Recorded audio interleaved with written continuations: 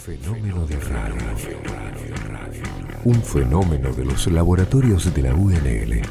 Martes, de 21 a 23, con la conducción de Martín Duarte y equipo. Fenómeno de radio. Esto es Fenómeno de Radio, estamos en la radio de la Universidad Nacional del Litoral, te estamos haciendo compañía y lo vamos a hacer hasta las 23 horas. Y para nosotros es un placer, es un lujo enorme hablar con una doctora en educación. Su nombre es Claudia Romero. La doctora Claudia Romero es directora del área de educación de la Escuela de Gobierno de la Universidad Torcuato Di Tella y es doctora en educación por la Universidad Complutense de Madrid. Mirá qué título, mirá qué presentación. Buenas noches, doctora Claudia Romero, ¿cómo le va a usted? ¿Cómo anda? Hola, ¿qué tal? ¿Cómo están? Nosotros bien. Bueno. ¿Usted cómo anda? Muy bien también. ¿La cena fría? ¿Se enfrió la cena esperando? La cena fría, esperando, pero con todo gusto para conversar en medio de este diluvio que se ha producido acá en Buenos Aires. ¿Está lloviendo bastante? Sí, mucho. ¿En qué zona de Buenos Aires se encuentra usted? En Colegiales, es un barrio que está al lado de Belgrano. Uh-huh. Así que, pero no hay ningún problema que se llene de agua la calle, nada por el estilo. Por supuesto, están todos esos problemas juntos. Bueno, pero ¿amerita la lluvia hablar de educación? ¿Podemos? Bueno, la verdad es que sí, uno podría decir que, a ver cómo podríamos conectar una cosa con la otra. El desarrollo de un país, en realidad, es decir, el desarrollo de su infraestructura, tiene mucho que ver con el nivel educativo. Uh-huh. Es decir, la educación produce desarrollo y, a su vez, el desarrollo mejora la situación educativa. Es decir, es algo que mutuamente se condiciona, ¿no? Claro.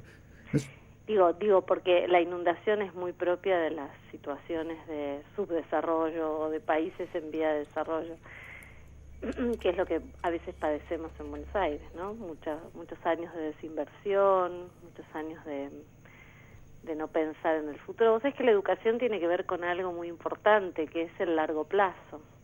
Ajá.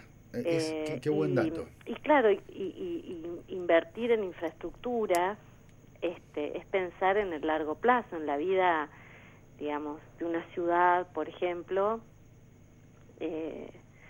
a varios años por delante, digamos, en el futuro de esa ciudad. Entonces, cuando uno analiza a veces cómo se toman las decisiones y qué se prioriza, y uno vuelve a ver que el asunto que se privilegia es el corto plazo, uno siente que, bueno, se está entregando el futuro, y con educación pasa eso, ¿no? Claro. Hablando de inundación, la intención fundamental nuestra era charlar con usted, doctora, sobre justamente la crisis del secundario. O sea, nos inunda la crisis del secundario. Sí. ¿Por dónde pasa esa crisis del secundario? ¿Qué cosas están en crisis en la escuela secundaria? Y a nosotros nos preocupa esto porque estamos en la radio de la Universidad Nacional del Litoral, sí. Y estos chicos que están hoy formándose en un secundario en crisis serán también nuestros alumnos, ¿no? Por supuesto, compartimos, digamos, en la universidad nosotros recibimos también los efectos de un mal secundario. Quiero hacer una aclaración, ¿no? Ajá. Digamos, no hay inundación, por lo menos en el barrio en que yo vivo, esto lo quiero decir. No. Porque hay, estamos hablando metafóricamente, ¿no? Sí, no, pero digo, el secundario, por supuesto que está inundado y carente de políticas acertadas. Digo, esto no es un problema solo de Argentina, es decir, encontrarle la vuelta al secundario es algo que muchos países lo están haciendo, lo están buscando, digamos, no hay una única solución. Sí, efectivamente el secundario es un nivel con muchos problemas. En principio diríamos que, a diferencia de la escuela primaria, que fue pensada en la Argentina para todos, o sea, cuando Sarmiento piensa la escuela primaria, está pensando en una escuela a la que puedan ir los pobres, los ricos, los hijos de los inmigrantes. Piensa en esa mezcla, porque en esa mezcla se iba a partir de esa mezcla se iba a organizar el país. Entonces, la primaria, el nivel primario, surge como un nivel universal, con una gran vocación de ser universal, y por eso rápidamente se hace masivo. Y Argentina es un ejemplo en eso, en alfabetizar y en poner adentro de la escuela primaria muy rápidamente a toda su población. Mucho antes que el resto de los países de América Latina, mucho más rápido que algunos países europeos. O sea, la verdad es que es muy exitoso, en la historia de la educación es muy exitoso el experimento argentino, en primaria. Siglo XIX, homogeneizar, educar al soberano. Exactamente, exactamente, educar al soberano.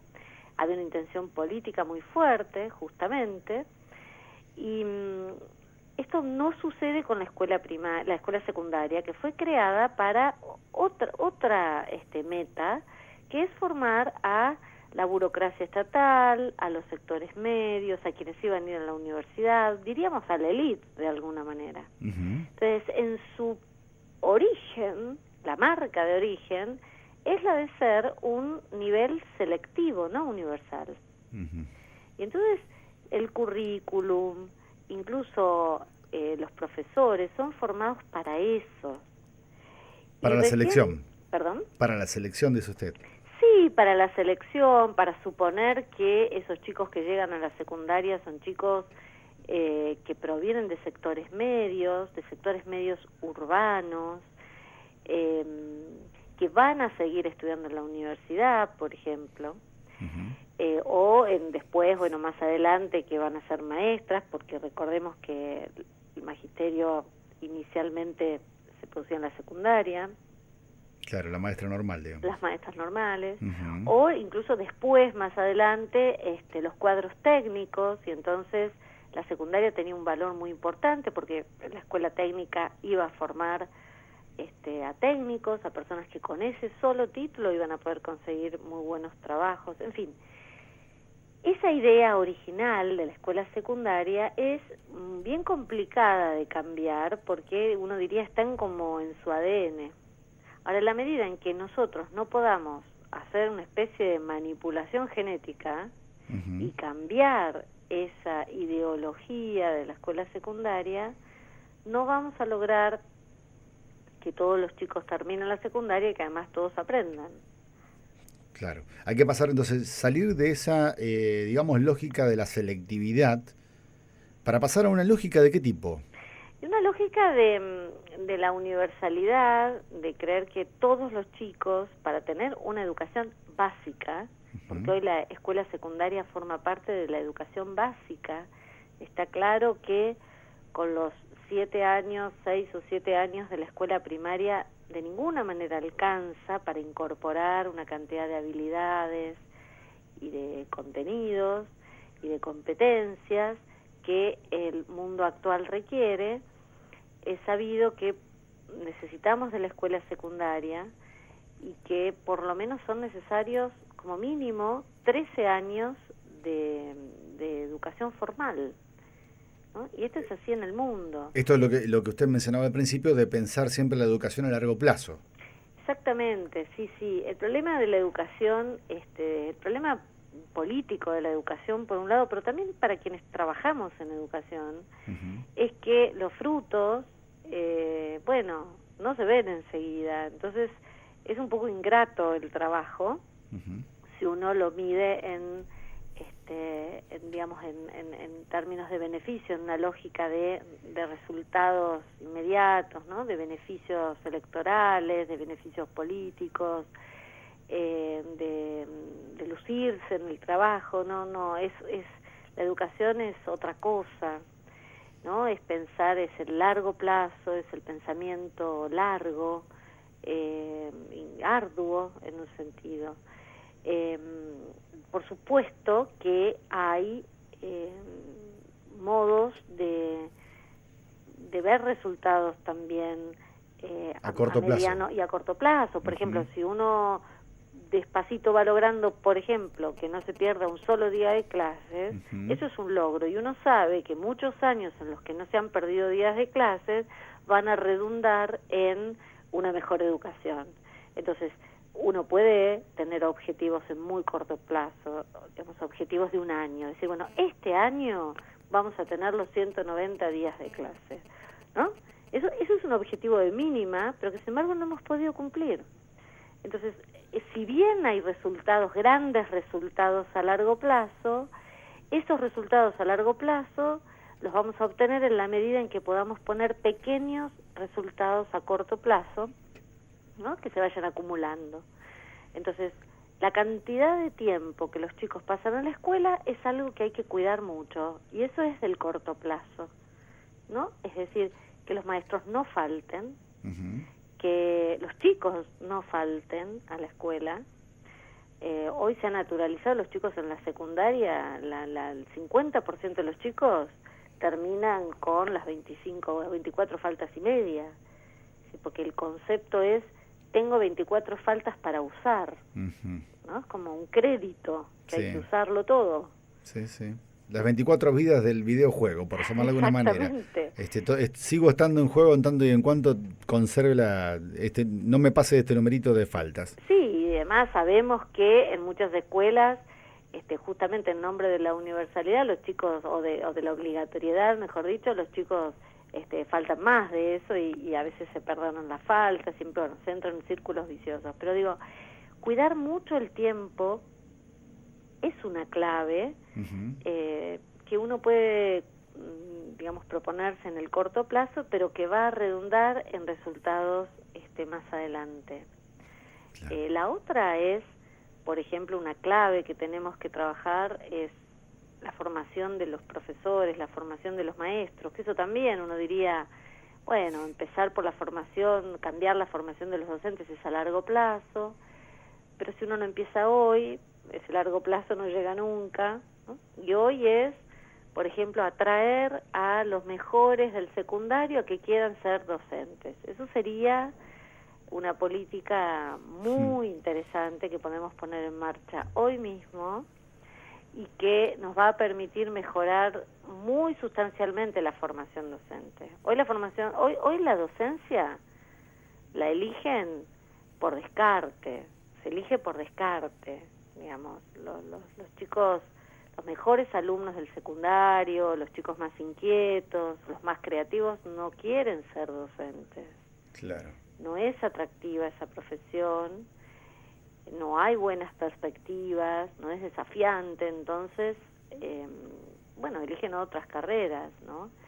Y la verdad es que nosotros necesitamos que, para mejorar la educación, los docentes sean ejemplares. Los mejores, ejemplares. Claro. ¿Y cómo volver atractiva la tarea docente? Porque justamente yo soy docente, yo soy profesor en letras. Era un alumno destacado del secundario. Ajá. Pero veo a veces a mi alrededor y a veces mis alumnos también me transmiten lo que ven de los docentes, de la docencia, digamos, como trabajo.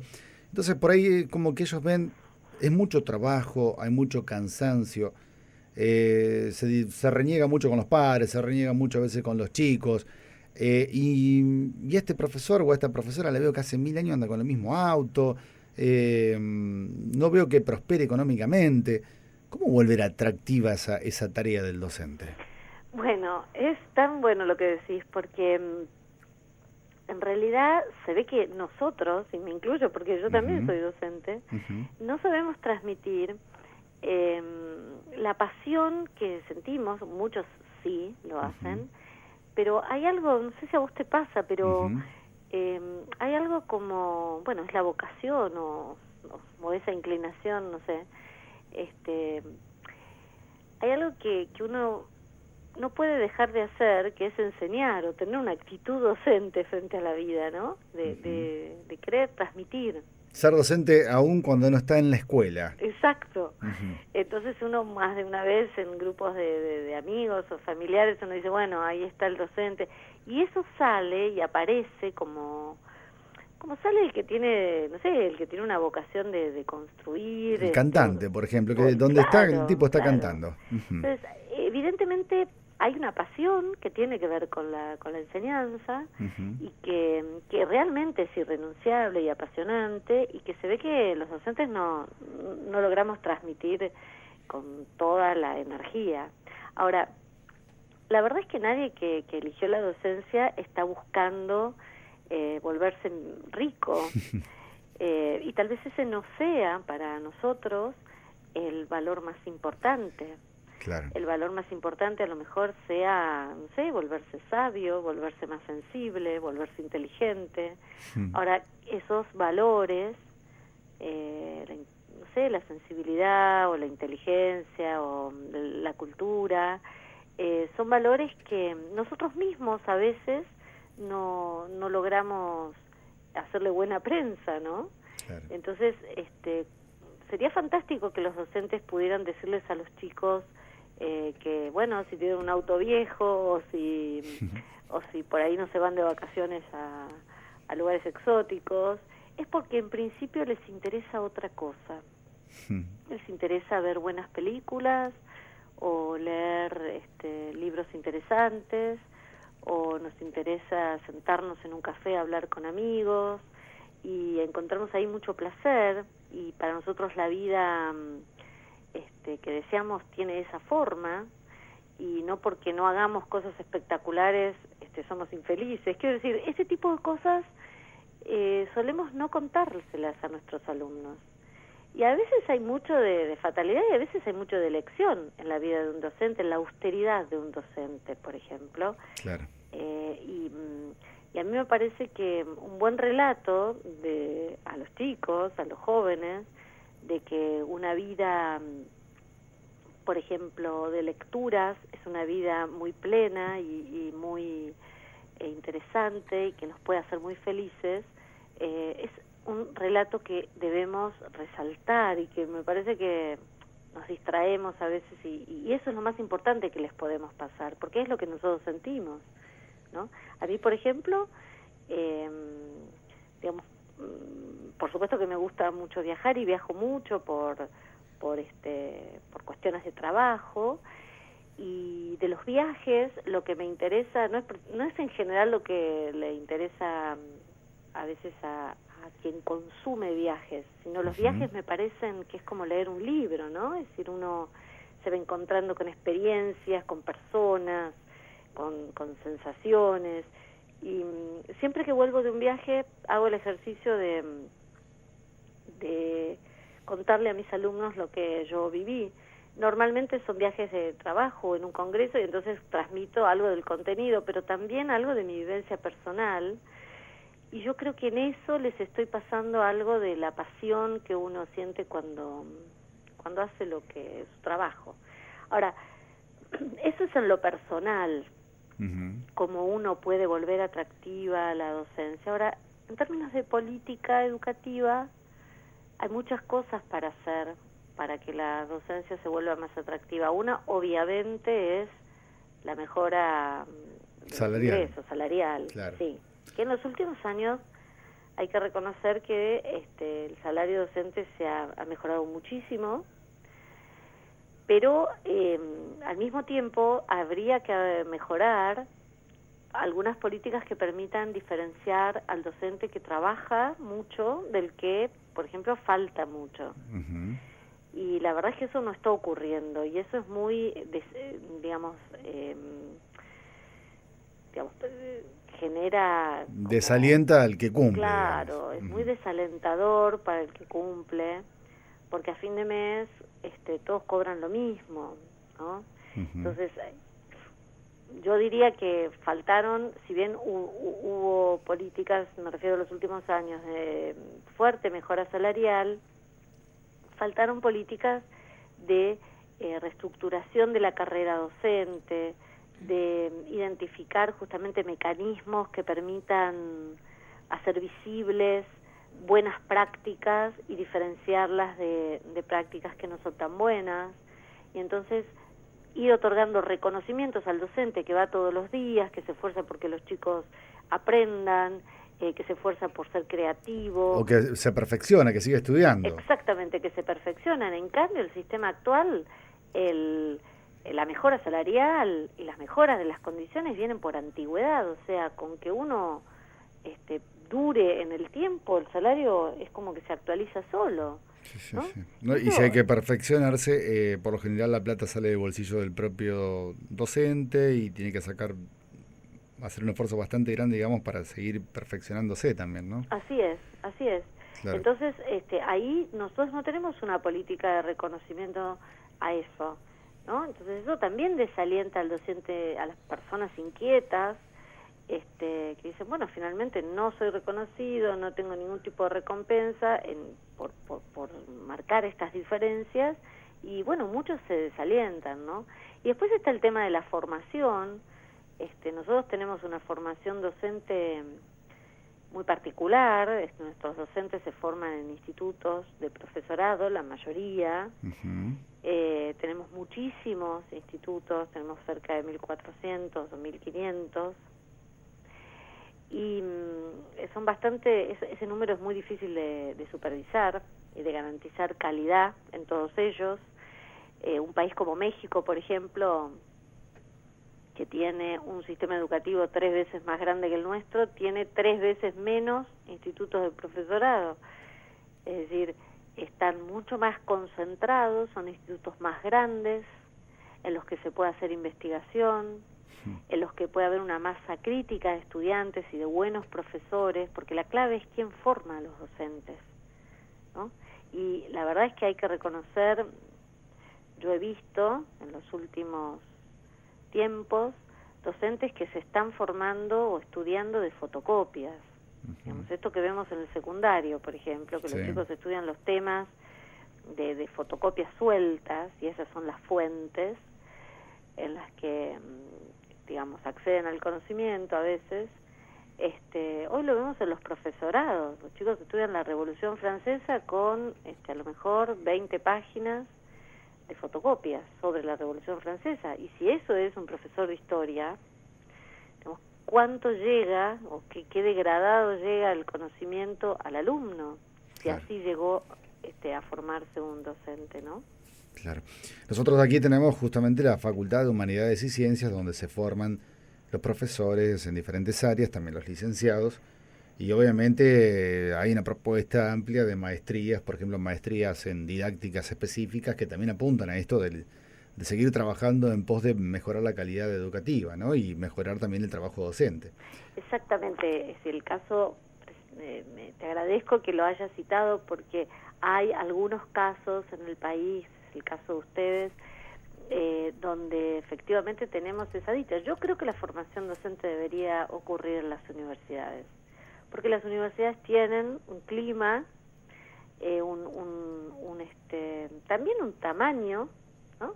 Uh-huh. que posibilita esa mezcla, bueno, esa famosa universalidad, ¿no? Uh-huh. Ese diálogo con otros, donde está la investigación allí, las posibilidades de posgrados, es decir, es un clima muy estimulante, uh-huh, mucho más que, la verdad, pequeños profesorados, a veces en el interior, donde se da 1 o 2 carreras, con muy pocos alumnos, con muy poca posibilidad de enriquecer el mundo cultural de esos futuros docentes, y que es esencial, porque un docente tiene que ser, por ejemplo, una persona que hable muy bien, y hablar bien significa usar muchas palabras, significa haber leído mucho, saber escribir.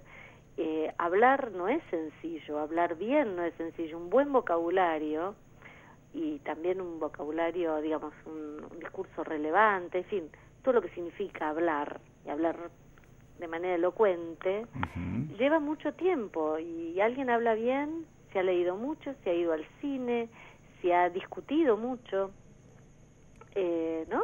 Claro. Entonces, lo que hay que ofrecerle a un docente en formación es un ámbito rico en estas experiencias. Y la verdad es que las universidades, para mí, son los mejores lugares para eso. Así que yo celebro cuando la formación docente se da en ámbitos universitarios y, bueno, y de discusión y de investigación. Eso es fantástico. Es clave. Doctora, te cuento, vos que estás del otro lado de la radio, estamos hablando con la doctora en educación Claudia Romero. Le hago, para cerrar esta nota y para que ya pueda cenar, perdón que le hemos demorado la comida, hagamos un ejercicio de imaginación. El ministro de Educación de la Nación la llama y le pregunta: doctora Claudia Romero, lísteme 5 prioridades de la educación secundaria para mejorarla. Lístemelas, solamente lístemelas. Ajá. ¿Por dónde empezamos? Bueno, ¿solo de la secundaria?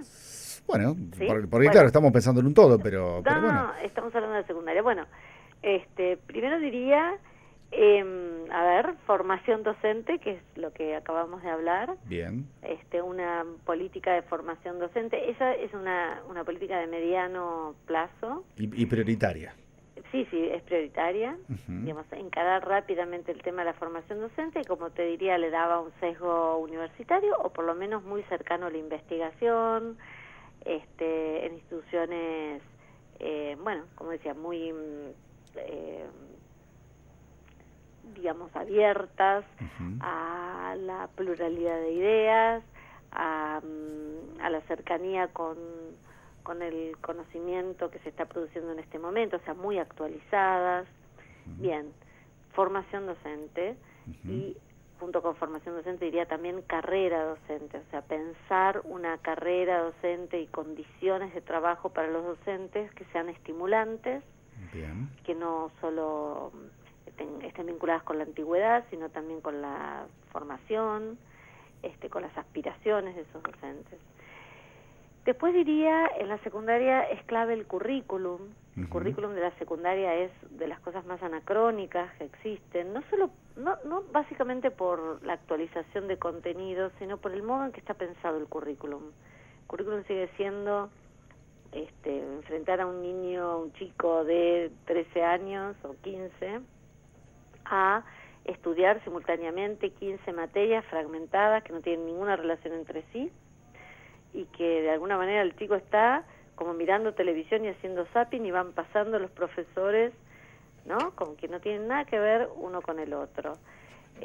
Hay que ir a un currículum mucho más acotado, no en calidad, por supuesto, pero sí en la forma en que se estructura. Hay que pensar que no deberíamos tener más de 6 áreas, 5 áreas, uh-huh. que podemos agrupar las materias en áreas, en vez de tener historia, geografía, educación cívica, todo separado, pensar a lo mejor en algunos núcleos problemáticos de las ciencias sociales, y la historia, la geografía vienen a dar respuesta a algunos problemas, estudiar un currículum organizado a través de núcleos temáticos o problemas agrupados en áreas, ¿no? Uh-huh. Lo mismo con las ciencias exactas o las ciencias naturales.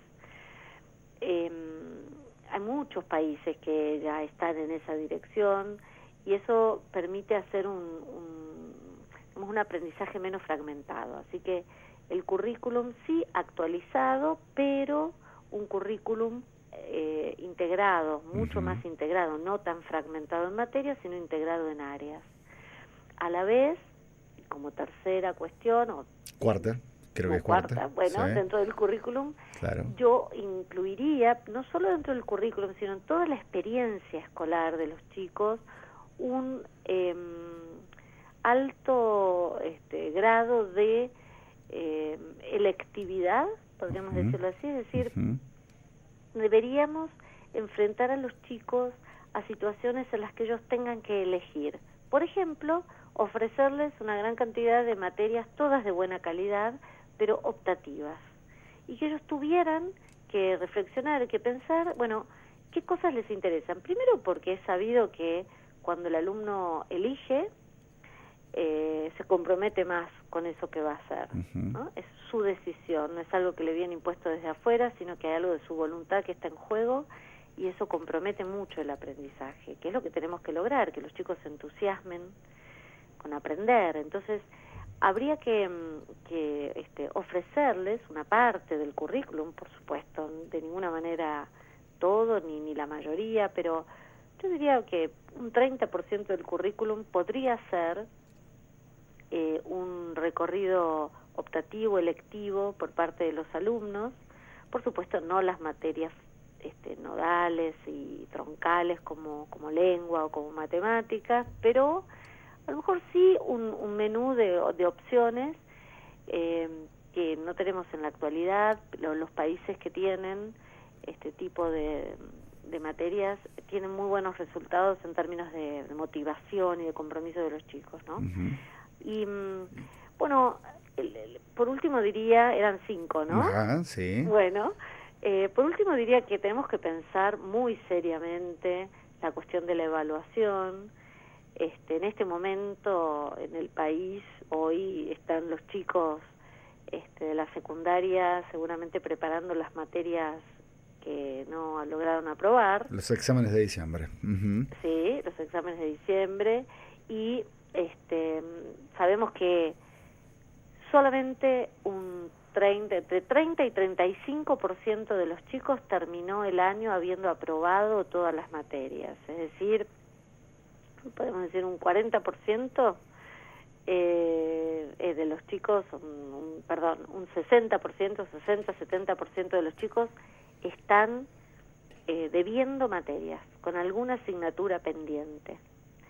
Y el problema de eso es que hay una acumulación de asignaturas pendientes, los chicos se llevan 4 o 5 materias como si nada, y eso en muchos casos produce repitencia, y en muchos casos la repitencia termina en deserción. Entonces ese número tremendo, que es que en Argentina solo el 43% de los chicos termina la secundaria en tiempo y forma, o sea, mucho menos de la mitad, termina en el tiempo estipulado, arranca en estos chicos que se llevan materias como si nada. Y en realidad deberíamos lograr que los chicos aprendan durante el año con sus profesores, en tareas y en trabajos supervisados por sus profesores, y no como es ahora, que la mayoría de los chicos termina el año de la secundaria o estudiando solo o yendo a profesores particulares. Claro. Y logrando en 2 meses lo que no pudieron lograr en un año. Y eso se está naturalizando. Antes llevarse materias era algo rarísimo, una excepción. Hoy la excepción, ese número se ha dado vuelta totalmente. Hoy la excepción es no llevarse materias.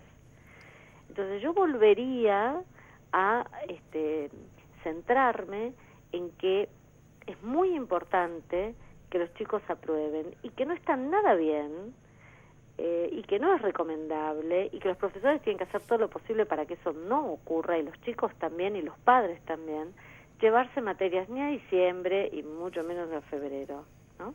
Porque ahí está de algún modo la madre del fracaso de muchísimos chicos, que es el abandono de la escuela. Claro. La doctora en educación Claudia Romero hizo una excelente, maravillosa reflexión en torno a la situación de la secundaria, y hasta incluso se animó a proponer algunos caminos alternativos como para mejorar la calidad del trabajo que se hace en el nivel medio. Doctora, un abrazo gigante. Muchas gracias, porque hoy hablábamos de pasión por educar, que me hace acordar también un libro de Santos Guerra. Y se nota en sus palabras esa pasión por la educación. Bueno, me alegro. Un abrazo grande. Bueno, un abrazo, gracias. Hasta otra ocasión, gracias. Era la doctora en educación Claudia Romero, directora del área justamente de educación de la Escuela de Gobierno de la Universidad Torcuato Di Tella y doctora en educación por la Universidad Complutense de Madrid.